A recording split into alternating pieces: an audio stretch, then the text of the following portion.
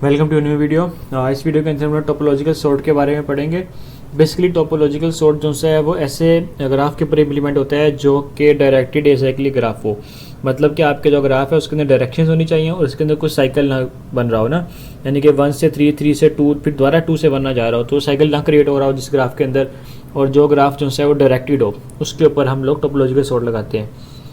तो और जो टोपोलॉजिकल सॉर्ट के ऊपर आप ट्रैवर्स करते हो वो आप डीएफएस के ज़रिए करते हो, यानी एक जो वर्टेक्स है उससे नेक्स्ट जो वर्टेक्स है आप उसके एडजेसेंट को कंसर्न नहीं करते, यानी काउंट नहीं करते, और उससे नेक्स्ट आप जब तक वो फिनिश नहीं होता वो पाथ तब तक आप उस पर ट्रैवर्स करते रहते हो।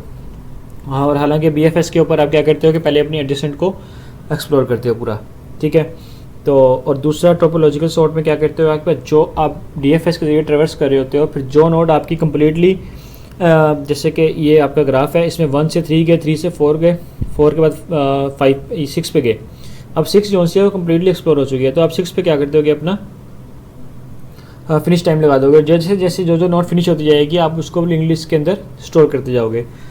लिंक लिस्ट में स्टोर करने से क्या होता है कि आप अपनी जो वर्टेक्स हैं या नोड्स हैं उनको सॉर्ट कर सकते हो, यानी जिस फिनिश टाइम के बाद आपके लिंक लिस्ट में वैल्यूज इंसर्ट होगी वो चीज़ बताएगी कि आपके जो ग्राफ है उनमें नोड्स का ऑर्डर क्या है, ठीक है। हमारा कंसर्न इसमें 1 2 3 4 5 6 7 इस तरह सॉर्ट करना नहीं है, हमारा कंसर्न इसमें है नोड्स को सॉर्ट करना, कि मतलब जो अगर 5 पहले आया हुआ है तो इसका मतलब 5 हमेशा 2 के बाद ही आया है, फिर 1 आया है तो 1 हमेशा इस तरह, यानी कि जो नोड से पहले जितने भी एलिमेंट होंगे वो उसके बाद आ रहे हैं हमेशा। तो इसको सॉर्ट करते हैं, तो इसका ये इसका एल्गोरिदम है, ये हमने बीएफएस और डीएफएस का जो एल्गोरिथम पढ़ा है सेम उसी के ऊपर काम करता है डीएफएस का। तो उस वीडियो में जाके आप उसका एल्गोरिथम स्टडी कर सकते हैं और हम डायरेक्ट ग्राफ सॉल्व करते हैं। ओके, तो अगर हम इसकी वैल्यू सोर्स नोड को सबसे पहले लें, काउंट करेंगे, सोर्स नोड हम 3 ले लें अगर, तो 3 हमने सोर्स नोड लिखी, 3 से हम जा रहे हैं 4 पे, तो 4 आ गया आपका इधर और 3 आ गया उसका प्रीडिसेसर। 3 का प्रीडिसेसर हमारे पास नल है। प्रीडिसेसर क्या मतलब, प्रीडिसेसर आ रही है कि इसके पहले कोई पॉइंट है ही नहीं, या ये वाली वैल्यू किसी से भी नहीं आ रही क्योंकि यही हमारा सोर्स नोड है, तो इसका प्रीडिसेसर कोई भी नहीं है। हालांकि हम 3 से 4 पे जा रहे हैं तो इसलिए 3 जो है वो प्रीडिसेसर है 4 का, ठीक है। उसके बाद हम 4 से गए 6 पे, 6 पे हम लोग आ गए। अब 6 जो है वो 4 से आए तो उसका प्रीडिसेसर हो गया 4। डिस्कवरी टाइम में एक एक ऐड होता रहता है ना, तो 3 का डिस्कवरी टाइम था 1, 4 का हो गया 2, 6 का हो गया 3। अब फिनिश टाइम क्या होता है कि जो भी आपका डिस्कवरी टाइम चल रहा होता है उसमें एक ऐड करो, उसको फिनिश कर दो। अब देखें 6 से आगे हम किसी नोड को पॉइंट नहीं करें, यानी 6 के ऊपर आकर वो ये पूरा पाथ एंड हो गया, तो हम 6 के डिस्कवरी टाइम में एक पॉइंट ऐड करेंगे और उसको फिनिश टाइम में लिख देंगे, यानी कि 4।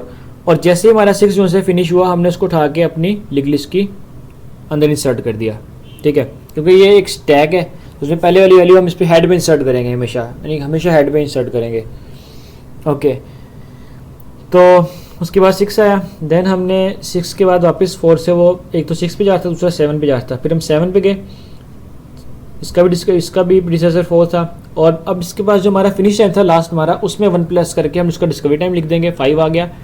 और अब क्योंकि 7 पॉइंट कर रहा है 8 को, तो हम 7 से 8 पे गए और 8 का प्रीडिसेसर 7 आ गया। अब 8 फिर आकर एंड हो गया यहाँ पे, ठीक है। अब 8 एंड हो गया तो 8 का डिस्कवरी टाइम 6 था, 6 में 1 ऐड किया, हमारे पास आ गया 7, फिनिश टाइम हो गया 7 उसका। और जो 8 है, 8 अब अपना पाथ कंप्लीट कर चुका, मजीद किसी को पॉइंट नहीं कर रहा, तो हम 8 को भी लिंक लिस्ट में ऐड कर देंगे, इंसर्ट कर देंगे हेड की तरफ से, ठीक है।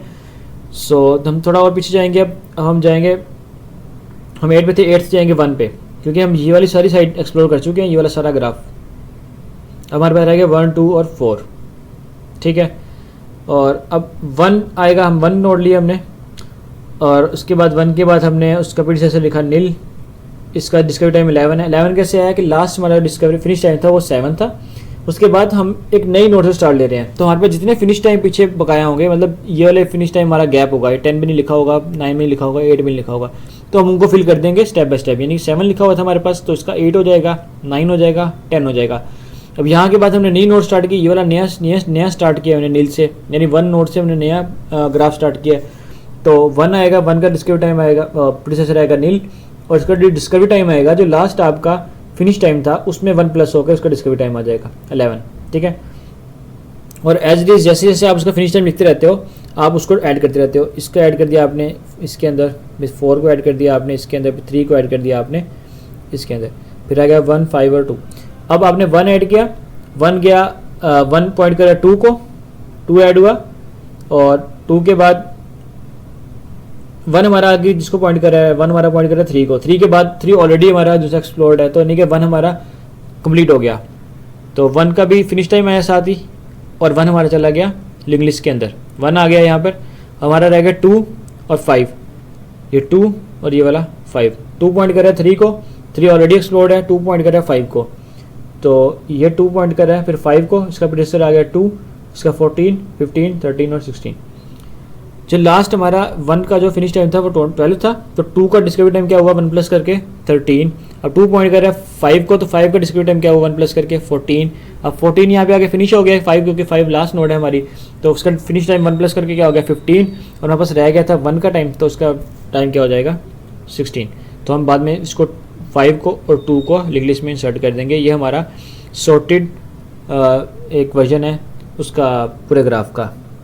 तो यही थी हमारी topological sort. Thank you so much.